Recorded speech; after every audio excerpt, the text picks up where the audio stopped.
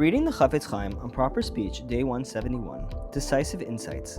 If a person was present when the statement was made or an act was committed by an individual, and then somebody else who was present points out to the person that the act was intended to hurt him, he may not believe this interpretation of what had transpired.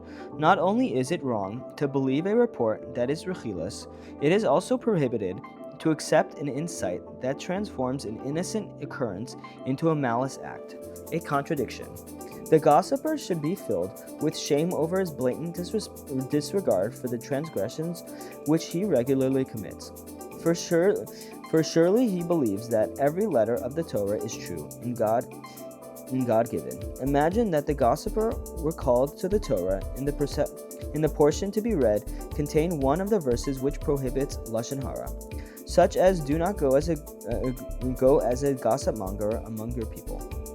Accursed is one who strikes his fellow stealthily. Remember that which Hashem your God did to Miriam. Do not accept a false report. As the gossiper looks at the scroll's words before reciting the opening blessing, he notices that one of the letters in one of the above verses is missing a point, rendering it invalid. Surely he would not recite the blessing, for he knows that in order to be valid, the Torah scroll must be complete, and that not a single letter may be deficient in any way. The gossiper clearly believes that every letter of the Holy Torah is true. Why then does he totally disregard these verses in practice? As mentioned above, a person should choose at least one mitzvah to do, to which he will do and dedicate himself with utmost devotion.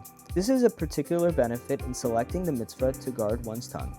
As one singular mitzvah, we can liken this to earning a livelihood. The average person would prefer to have a steady livelihood which earns him a modest but predictable profit, as opposed to a business which may bring him large profits but without any sort of regularity or predictability. The mitzvah of Shmirat HaLashon can accrue merit day and night in virtually any situation, whether one is at home, in the study hall, market, or at a social gathering. He is forever presented with opportunities to refrain from speaking or listening to the forbidden. And as the sages teach, one who sits and does not commit a sin is granted reward equivalent to that of one who performs a mitzvah. Thanks, and we'll continue tomorrow.